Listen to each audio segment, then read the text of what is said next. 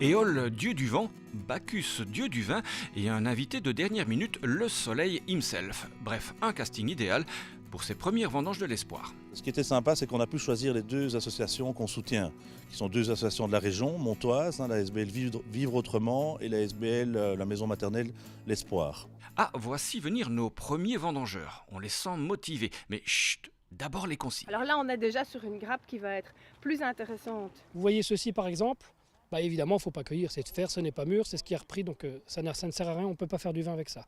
Là vous avez une vendange altérée, donc c'est pareil, donc les oiseaux se sont bien nourris, donc évidemment ça on jette. Le pourri évidemment, on fait du vin, nous on veut, c'est toujours la qualité au niveau du chandéol, donc ça doit vraiment, ça évidemment on jette aussi. Quand vous avez ceci par exemple, il y avait un ou deux petits grains de pourri, on enlève avec le bout de l'épinette comme ceci, comme ça on a quand même une vendange, une grappe aux 3/4 saine, et là évidemment vous avez quelque chose de très sain. Pas du tout touché.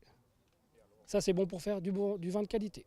Allez, on va voir si tout le monde a bien retenu la leçon. Valentin, tu peux cueillir n'importe quelle grappe?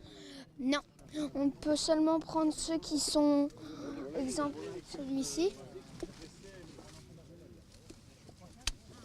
Allez, explique-moi. Il doit au moins avoir moins de 50% pourri, ou sinon on ne peut pas le mettre dans le seau. C'est physique en fait, on ne s'en rend pas compte. Nous on reste qu'une heure, mais au quotidien, les gens qui doivent faire ça. J'ai toujours eu envie de tester une fois, de faire une fois les vendanges. J'ai dit ici c'était l'occasion de faire un petit test. Et comme c'était pour une œuvre de bienfaisance, c'était encore mieux. Donc voilà. Vous avez goûté le raisin? Pas encore. Hélas, il faudra patienter un peu avant de déguster les bulles de l'espoir. Donc ce sera en vente en septembre 2019, parce que la méthode traditionnelle, c'est une double fermentation avec un vieillissement, ce qu'on appelle sur latte, de minimum 18 mois. Donc une fois qu'on a vendangé, il faut 2 ans. Bon, allez, on s'offre quand même un petit verre avant de se quitter, non?